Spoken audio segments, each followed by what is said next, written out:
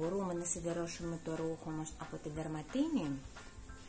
Βεβαίως μπορούμε. Ελάτε να το δούμε μαζί.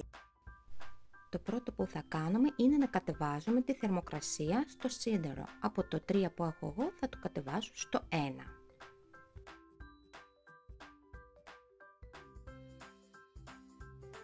Εδώ χρειάζομαι να σιδερώσω την πλαϊνή ραφή από την ανάποδη πλευρά. Οπωσδήποτε χρησιμοποιούμε πάντα το πανάκι σιδερώματος. Χωρίς να πιέσουμε πάρα πολύ το σίδερο, με απαλές κινήσεις σιδερώνουμε τη ραφή μας.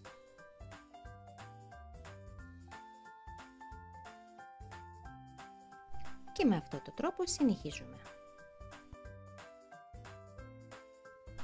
Πάντα έχουμε δίπλα μας το πανί σιδερώματος.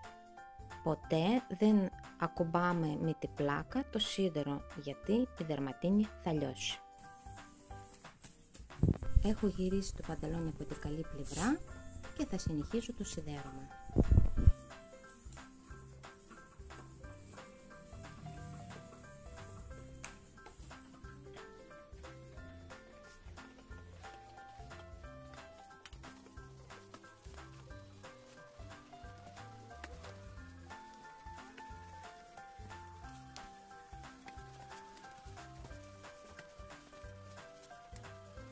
Όπως είπα και στην αρχή, ποτέ δεν σιδερώνουμε τη δερματίνη χωρίς το πανί σιδερώματος.